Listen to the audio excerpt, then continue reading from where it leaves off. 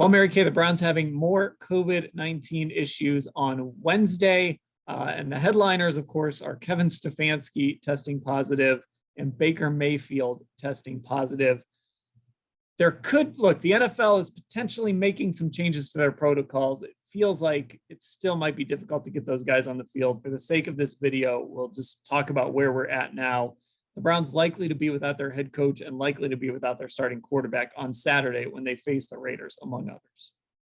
Yeah, I think they'd have to hope for a Christmas miracle to get those guys back and to have the league change the rules in time for the Browns to be able to field a full football team on Saturday. So as you mentioned, Baker, Kevin Stefanski, the two big names, it really changes the complexion of the game. Case Keenum will probably start the football game, and he does not have a full supporting cast around him.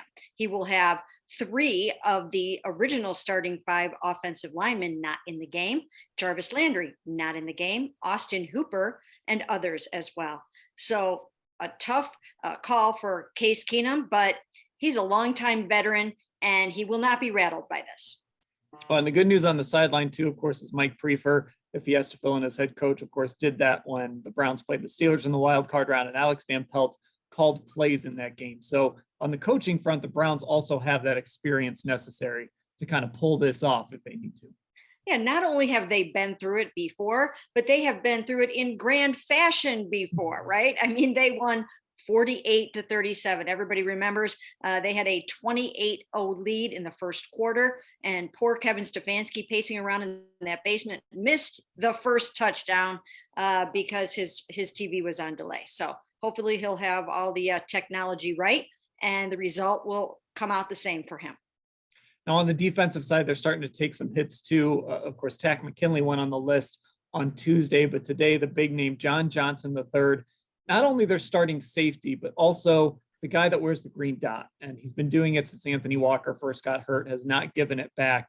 So again, and look, Anthony Walker is still on the list too. So the Browns might be scrambling to find a play caller on that defense and just kind of have to cross their fingers here and hope that nobody else on that side of the ball tests positive.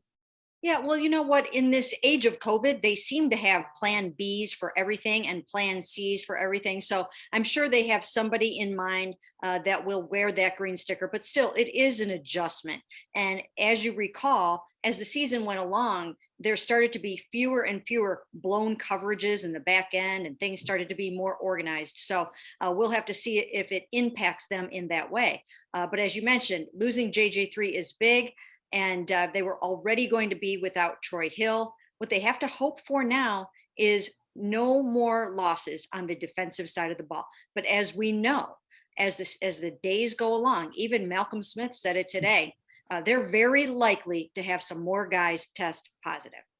And another thing we're watching related is Greg Newsome, who is still in the concussion protocol. And of course, if he can play, that helps you in that nickel position because he can play inside. But if not, they're going to be scrambling to fill Troy Hill's shoes. Troy might have been out anyway, but having Greg Newsome back would certainly help a lot in that regard. Like you said it, Mary Kay, Malcolm Smith has said it. There's likely to be more positives coming on Thursday, which will be the Browns' final potential day to practice for the Raiders. And whatever happens on Thursday, we will cover it all at cleveland.com/Browns.